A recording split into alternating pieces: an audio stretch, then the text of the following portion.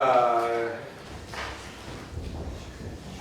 l'audience est ouverte. De manière liminaire, je rappellerai au public que les équipes qui ne sont pas à la cause, à savoir Aix-en-Provence et Strasbourg, ne peuvent pas être dans la salle. Oui, non, les équipes qui ne sont pas à la cause. Dans section cause, c'est Aix-en-Provence et Strasbourg. Les autres ne peuvent pas être dans la salle. On est d'accord pour pas que ça donne l'information. Donc, je vous rappelle que vous disposez d'un temps de plaidoirie de 15 minutes, que vous pourrez avoir, si vous le souhaitez, un temps de conclusion de 5 minutes. Et je laisse immédiatement la parole à la partie requérante. Maître Lucie Larrey, Maître Despotaki et Maître Azera, c'est ça? Très bien. Et bien, Messieurs, Mesdames les membres du jury, Messieurs, Mesdames les représentants de la l'AIPO, notre plaidoirie s'effectuera en anglais et en français. Étudiants du CEPI Strasbourg, nous représentons la partie requérante dans ce procès, à savoir l'entreprise lituanienne UABO d'arrêt face à l'EIPO.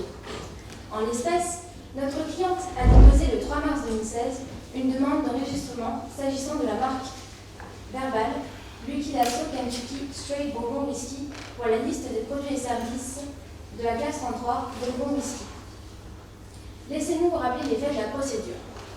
Après publication le 15 mars 2016 de cette demande de dépôt, le Distilled Spirits Council des États-Unis a formé une opposition contre l'enregistrement de la demande de marque dans la mesure où Bourbon Whisky consiste en une indication géographique protégeant un type de whisky produit aux États-Unis.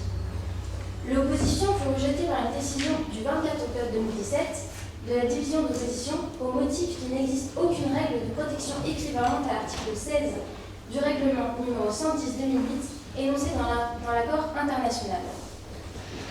Le Distilled Spirits Council des États-Unis, député de sa demande, a formé un recours le 21 décembre 2017 contre la décision attaquée en demandant son annulation auprès de la Chambre des recours de l'AIPO. La 5e chambre des recours de l'AIPO a rendu cette décision le 23 septembre 2019 après avoir sollicité l'avis de la Commission européenne quant à la portée et aux effets du règlement 936-2009. Par cette dernière, elle donne raison à l'opposant et estime qu'en application de l'article 23 du règlement 110-2008, l'enregistrement de la marque doit être refusé. L'AIPO annule la décision attaquée et rejette la demande d'enregistrement dans son intégralité. Le 6 novembre 2019, nous avons décidé de saisir le tribunal de l'Union européenne et ainsi d'attaquer cette dernière décision de la 5e chambre de recours de l'AIPO. Nous allons désormais vous démontrer que notre marque ne porte pas atteinte à l'indication géographique Bourbon Whisky. Cette démonstration se fera en 5 points. Tout d'abord, nous évoquons l'articulation générale entre marque et indication géographique. Nous nous interrogerons sur la portée de la protection de l'indication géographique conférée par l'article 16 du règlement 110-2008. Ensuite, nous aborderons la question de la charge de la preuve. Nous verrons en quoi l'utilisation commerciale de notre marque n'est pas nécessaire. Et enfin, nous évoquerons l'application du droit de l'Union européenne. Nous voudrions, avant toute chose, demander au tribunal de bien vouloir nous excuser de la maladresse par laquelle nous avons dirigé notre action contre le Distilled Spirits Council des États-Unis au lieu de l'AIPO, dont nous contestons aujourd'hui la décision. Je laisse la parole à mon cher confrère Maître Azera. Merci Maître pour ces rappels. Il nous semble en effet pertinent de rappeler les fonctions respectives entre marque et indication géographique. À propos de cette dernière, la Cour de justice de l'Union européenne, en 2011, à l'occasion de l'affaire Bud, a pu rappeler que sa fonction principale était de garantir aux consommateurs l'origine géographique des produits et les qualités particulières qui leur sont intrinsèques. Vous n'êtes pas sans savoir qu'à chaque indication géographique correspond un cahier des charges, lequel délimite un territoire dont doivent obligatoirement provenir les produits. À ce propos, le règlement 1151-2012 à propos des produits agricoles et des denrées alimentaires dispose que les appellations d'origine protégée et les indications géographiques peuvent être utilisées par tout opérateur commercialisant un produit conforme au cahier des charges correspondant. Il faut donc voir l'indication géographique comme un signe ouvert à disposition de quiconque souhaiterait produire le produit couvert par ce dernier. Le droit des marques peut apparaître comme opposé aux indications géographiques, lorsque le dépôt confère à son titulaire un monopole qui lui permet d'interdire l'utilisation du signe déposé à tout autre tiers qui l'utiliserait pour des produits comparables. Cependant, nous avons démontré que, bien qu'opposés, ces signes ne sont pas conciliables.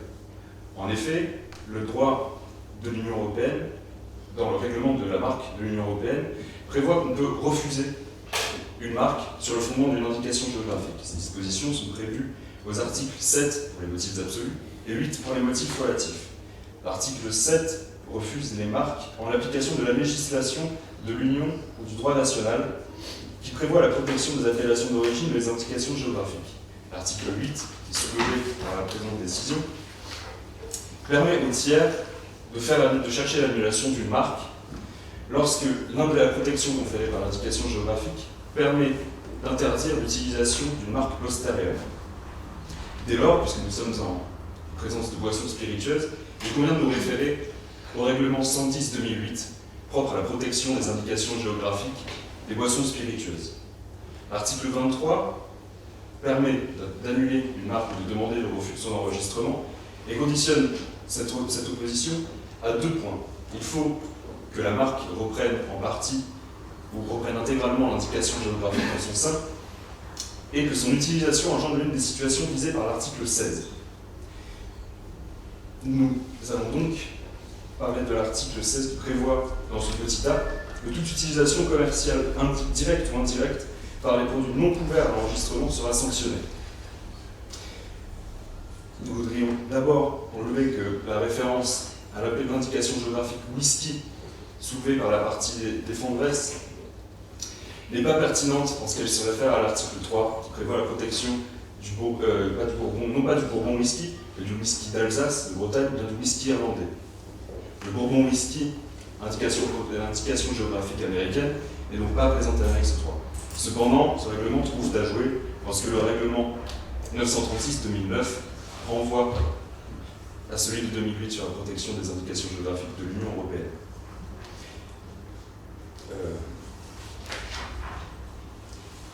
Donc l'utilisation d'indications géographiques est interdite dès lors que ce ne sont pas des produits couverts par l'enregistrement. À cet effet, une marque Blue Scotch a pu être refusée par la division d'enregistrement en ce qu'elle désignait des boissons alcooliques produites en Écosse ou encore des spiritueux produits en Écosse. Dans ce cas, la demande de dépôt porte atteinte à l'indication géographique en ce qu'elle couvre une catégorie de produits plus large que le Scotch whisky écossais protégé par une indication géographique. Pour cette raison, que l'examinateur a pu proposer la modification des produits désignés par des whiskies se conformant au cahier des charges de l'indication géographique Scotch whisky.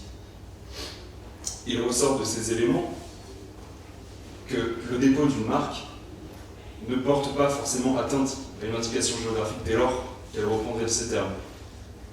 Dans notre cas, les produits désignés étant simplement Bourbon whisky, le dépôt ne saurait porter atteinte à l'indication géographique. Je laisse la parole à Maître Descotaki qui vous parlera un petit peu plus de l'article 16. Thank you.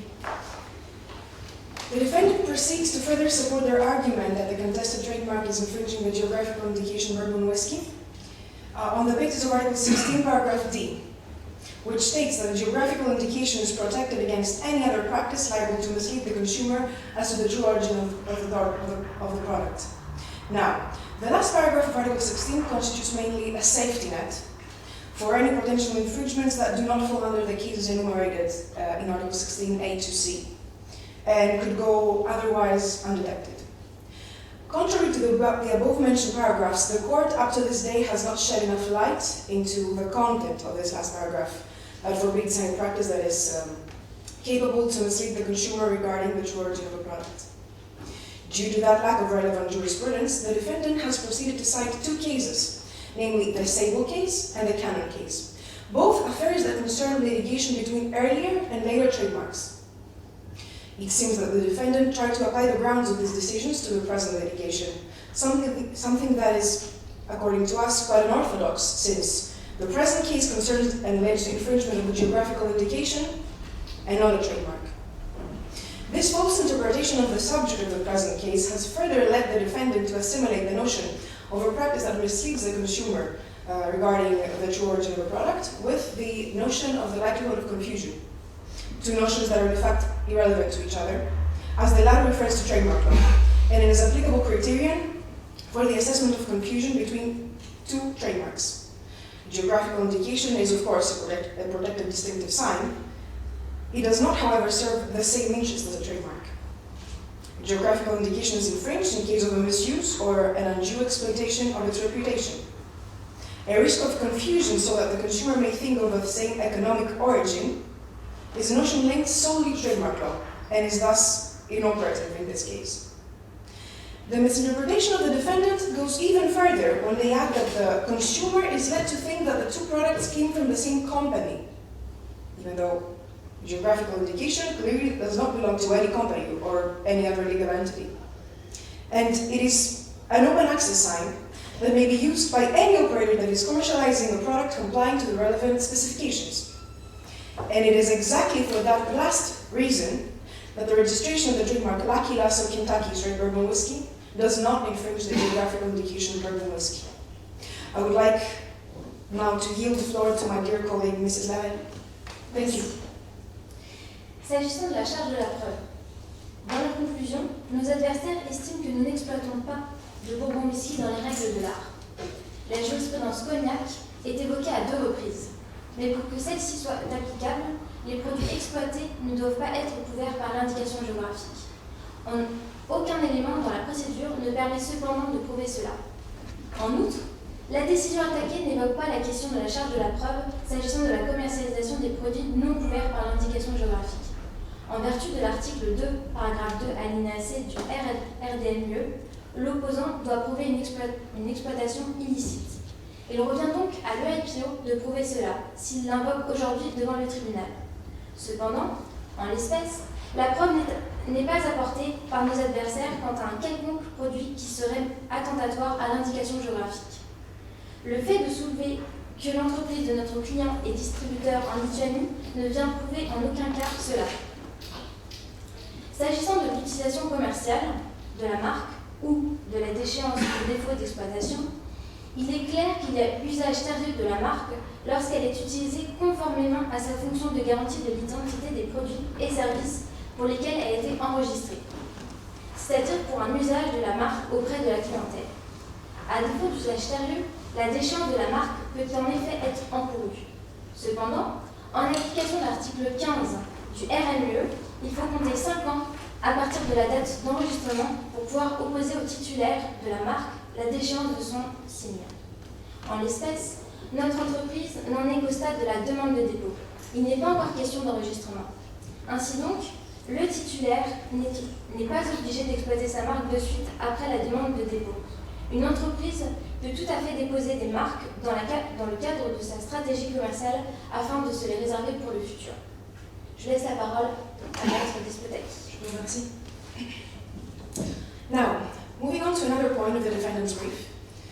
The defendant seems to have understood that we're questioning the applicability of the European Union law. This is definitely not true. We have explicitly mentioned that it is the Commission Regulation 936 of 2009, which applies the bilateral agreement between the European Union and the US in the European Union territory. The mention of the legal provisions set out in the Code of Federal Regulations of the United States was made because the regulation of 2009, in Article 1, makes a clear reference to the laws and regulations of third countries concerned, an issue that was also treated in the contested decision.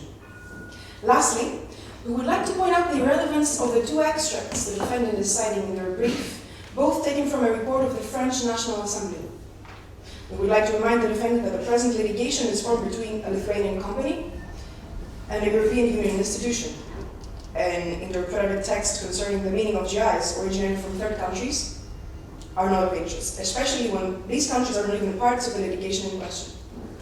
Based on all the above mentioned grounds, we are asking the Honorable Court to annul the contested decision. Thank you. Thank you. You may sit. And now maintenant nous donnons la parole à Maître Sacha De Decker, Victoire Humeau et Guillaume Noyau pour la partie défenderesse intervenante. Un point de détail, vous n'êtes pas obligé d'être tous debout tout le temps. Seule la personne qui parle doit se lever, les autres doivent s'asseoir.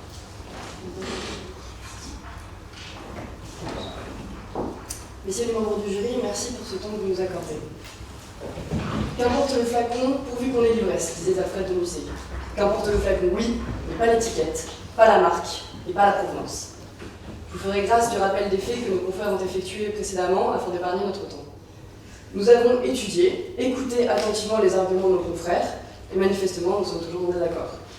Comme vous le savez, nous représentons le Distilled Spirits Council of the US, que nous appellons DSCUS. L'objectif de cette association est la protection de différentes indications géographiques américaines prestigieuses, et notamment le Bourbon Whisky qui nous intéresse aujourd'hui. Comment ne pas protéger ce produit prestigieux, ce produit si prisé par des grands tels que Winston Churchill ou même Frank Sinatra qui s'est fait enterrer avec une bouteille de Jack Daniels? Il nous paraît opportun de décortiquer le cas. Tout d'abord, permettez-moi d'aborder le sujet d'articulation des IG et des marques au sein de l'Union européenne en matière de spiritueux. Mes confrères traiteront ensuite de la reconnaissance d'une IG d'un pays tiers par l'Union européenne et enfin de l'évidence de l'annulation de la marque litigieuse. Nous le savons, les marques et les IG ont des objectifs différents. La première permet la distinction de produits et ou services, lorsque la seconde informe le consommateur quant à la provenance du produit et les caractéristiques qui sont rattachées à ce lieu. C'est pourquoi ces deux notions sont séparées juridiquement, mais aussi protégées de manière distincte. Découle de cette différenciation un règlement européen que nous exploiterons, celui concernant la définition, la désignation, la présentation, l'étiquetage et la protection des indications géographiques des boissons spiritueuses. Ce règlement protège l'indication Bourbon Whisky, et notamment grâce à l'articulation entre son article 16, son article 24, ainsi que par le règlement posant la reconnaissance mutuelle de nos indications géographiques entre l'Union européenne et les États-Unis d'Amérique. L'article 16, si précieux, protège les indications géographiques contre les utilisations commerciales de produits exploitant la réputation d'indications géographiques, mais n'étant pas couverts par l'enregistrement de celles-ci. Il les protège aussi contre l'usurpation, l'imitation, et aussi la simple évocation de l'indication géographique. Également contre toute indication fausse quant à la provenance, l'origine du produit, et de manière générale contre toute pratique qui serait susceptible d'induire le consommateur en erreur.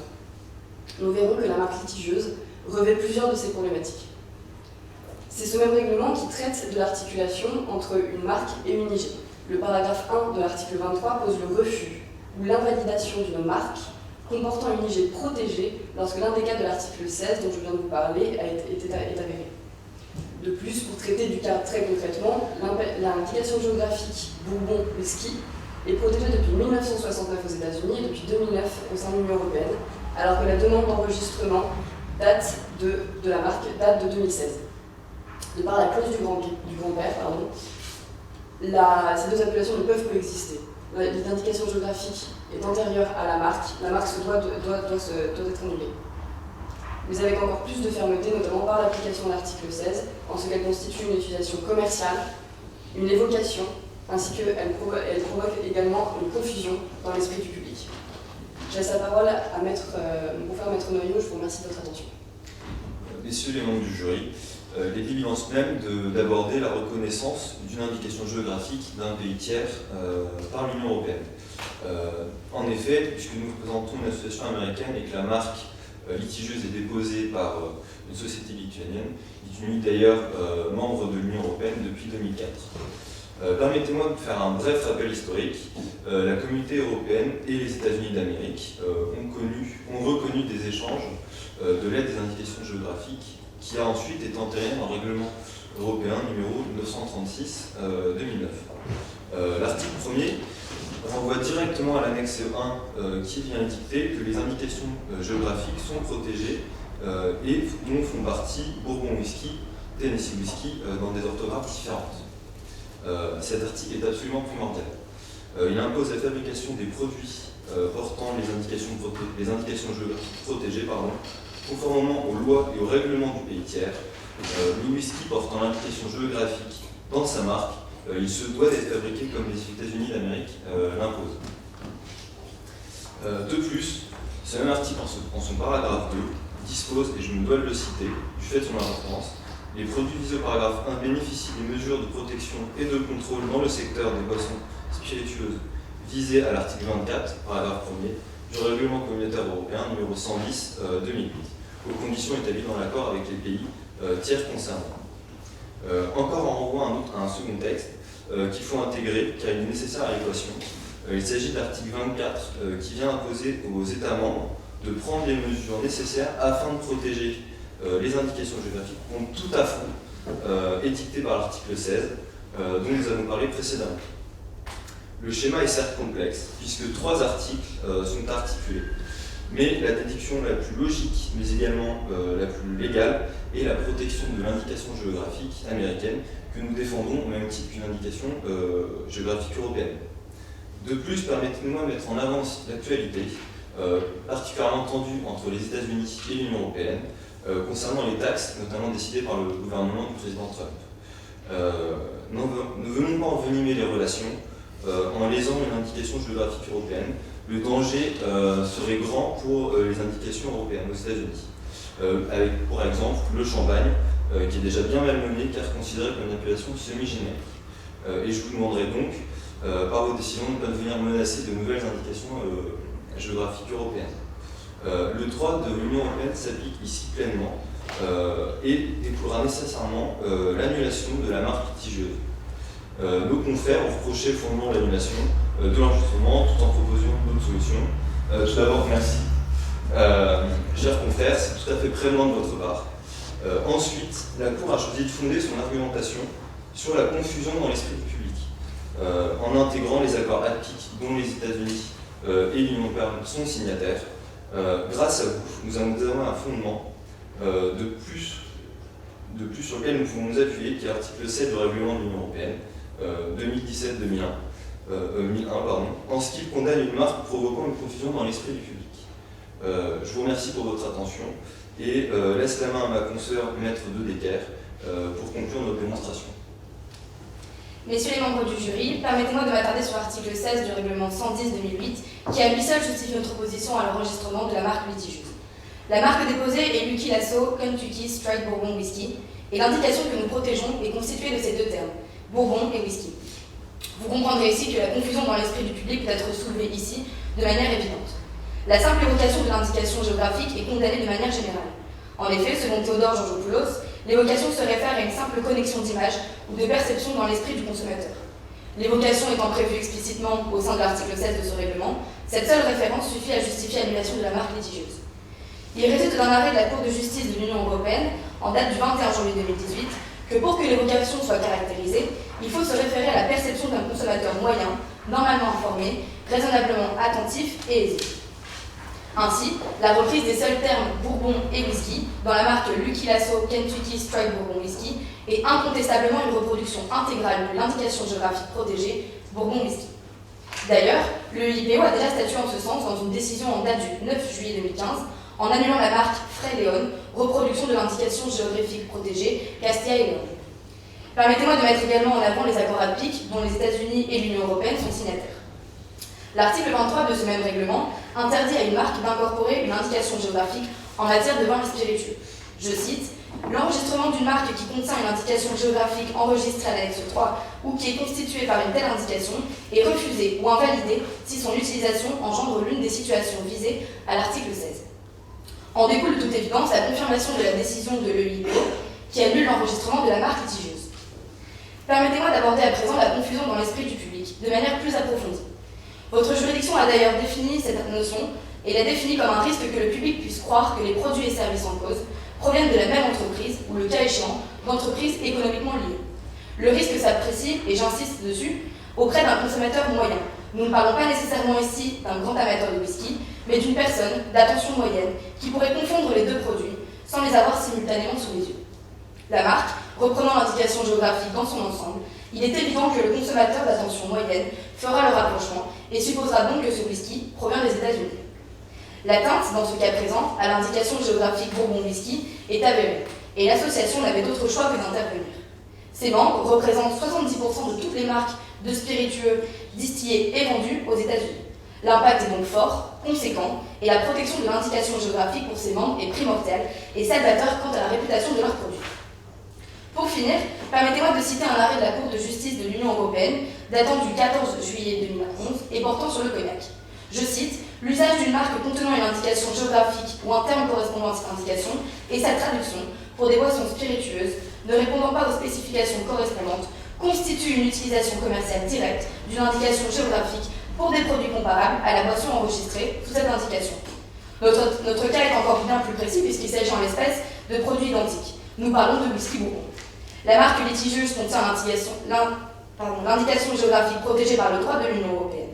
Par application de cette jurisprudence, il est à considérer que la société UAB Lodar constitue une utilisation commerciale directe de l'indication géographique et donc est condamnée par l'article 16 du règlement 110/2008. Sur le fondement de cette argumentation, nous vous demandons de bien vouloir confirmer la décision rendue le 23 septembre 2019 en déclarant l'annulation de la marque Lucky Lasso Kentucky Straight Bourbon Whisky, qui porte atteinte de manière évidente et directe à l'indication géographique Bourbon Whisky. Je vous remercie pour votre attention. Merci, je vais vous asseoir, nous allons maintenant procéder aux questions.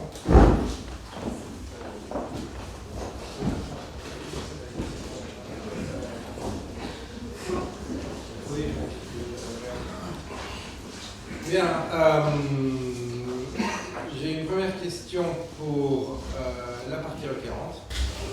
Alors, si j'ai bien compris vos plaidoiries, vous ne contestez pas l'analyse de la Chambre de recours portant sur le fait que le droit invoqué sur le fondement de l'article 8, paragraphe 6 constitue bien une indication d'origine protégeable et protégée dans l'Union européenne. Tout à fait. Vous ne contestez pas ce point-là. Vous contestez l'atteinte, mais vous ne contestez pas le fait qu'il puisse. Parce que je dis cela parce que c'est assez intéressant, parce que ça a été quand même l'élément de désaccord entre la division d'opposition et la Chambre de recours. Donc de ce côté-là, vous n'estimez pas que la Chambre de recours a eu tort de ne pas suivre l'approche de la division de première instance. C'est plutôt véritablement sur le point de savoir si les conditions de l'article 7 sont remplies. C'est un point qui est assez important et je voulais juste avoir confirmation de ce point-là.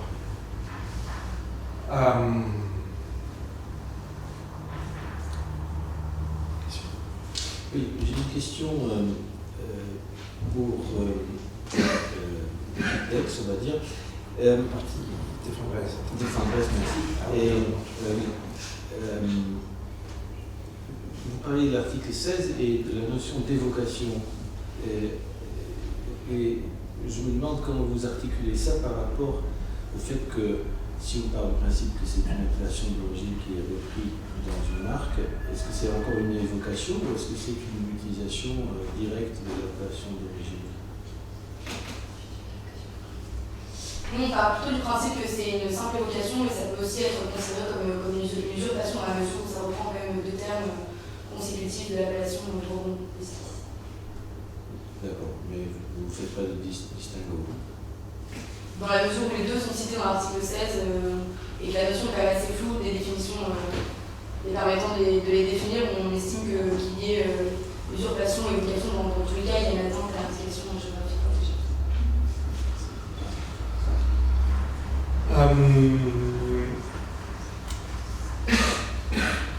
Alors j'ai une série de questions maintenant pour l'équipe d'Aix-en-Provence. J'ai du mal à savoir si je dois vous dire que la partie défendresse ou la partie intervenante. Parce que généralement, quelle est la partie défendresse dans laquelle un recours contre une décision des chambres de recours devant le tribunal de l'Union européenne?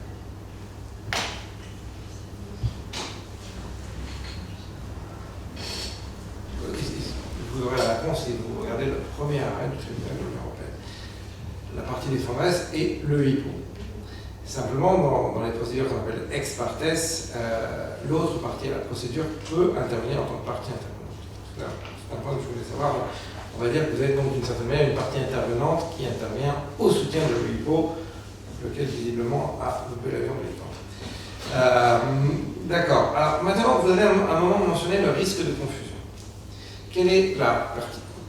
Dans la mesure où le motif pris par la Chambre de recours, l'article 8, paragraphe 6, quelle est la pertinence du risque de confusion dans l'appréciation du point de savoir si le motif de l'article 8, paragraphe 6 trouve à s'appliquer? C'est un argument de plus. D'accord, un argument. Ok.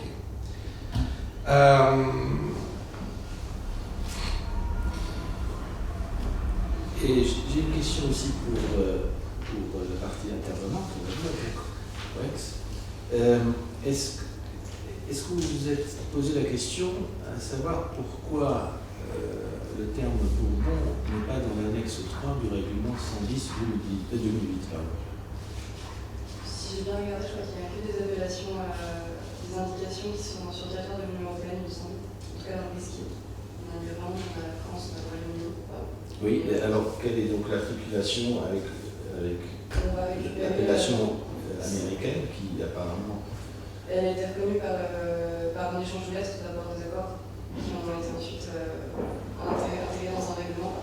Et ce règlement, en fait, va incorporer, ça va intégrer cet article 16 parce qu'il est renvoyé en fait.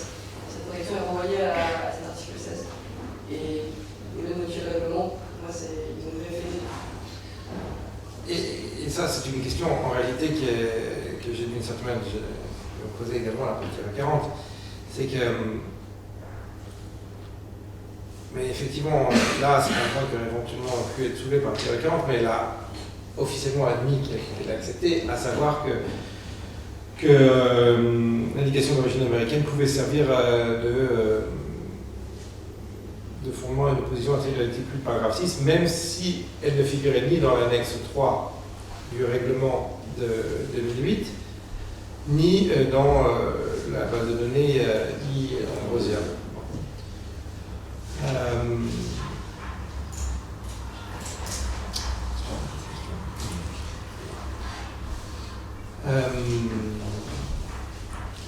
A été mentionné l'article 7. Qui a mentionné l'article 7 du règlement?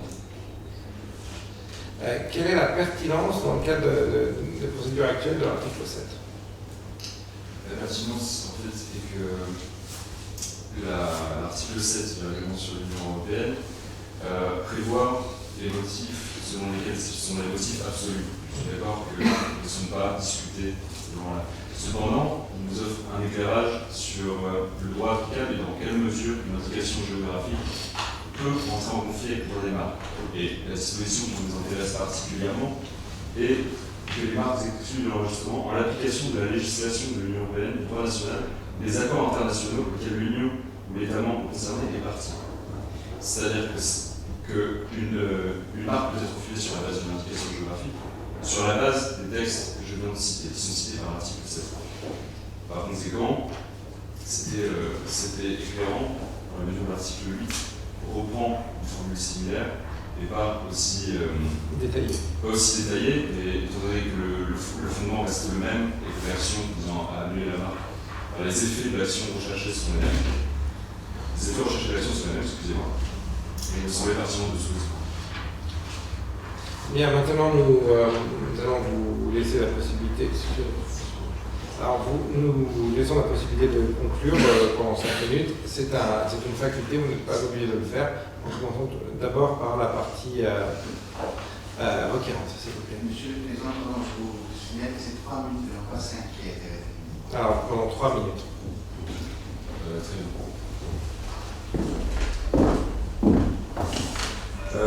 Certains points dans la plaidoirie de nos adversaires nous ont paru un petit peu étranges.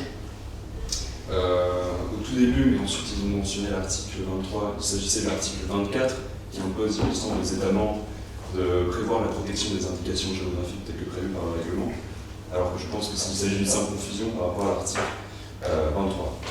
Cela étant dit, la protection de l'indication géographique Bourbon Whisky n'est pas prévue depuis 2009, et bien 1994, date à laquelle les lettres ont été échangées, et également un règlement antérieur a été pris, qui a été recodifié par la suite dans le règlement 936 de 2009. Quant à l'évocation de la clause du grand-père, elle n'est à notre sens pas pertinente, étant donné que la substance des droits conférée par les règlements n'a pas été modulée dans le temps. Par conséquent, il n'y a pas lieu de se prévaloir d'un droit antérieur qui aurait été acquis auparavant. Quant à l'affaire Frey-Léon, Maître Despotaki a pu expliquer un petit peu ces points-là. Dans l'affaire Frey-Léon qui a été évoquée par la partie requérante, il s'agissait d'une atteinte potentielle d'une marque Frey-Léon qui pouvait porter atteinte à l'appellation d'origine Tierra de León ou Castilla y León. Et était dans l'espèce prévue dans l'enregistrement des vins sans préciser leur origine. Par conséquent, la décision de la Chambre des recours, il me semble, était une décision vis-à-vis de l'enregistrement d'ailleurs, qui reprenait l'article 7, pour laquelle j'ai pu le soulever, ont refusé l'enregistrement de la marque en ce qu'ils ne précisaient pas l'origine des produits, et que le vin, étant une catégorie plus large que du vin se conformant au cahier des charges de l'indication géographique Tierra y León, portait atteinte à l'indication géographique. Voilà, je vous remercie. Merci. Et je laisse maintenant la parole à la partie défenderesse pour ses conclusions, si elle souhaite. Monsieur, je vais être particulièrement bref. Je remercie mes collègues effectivement pour l'article 24. Excusez-moi, on m'a couché, je vous remercie. Nous estimons que nous avons apporté toute l'argumentation nécessaire dans notre première intervention. Et on va pas plus. Merci. Je vous remercie. L'audience est levée.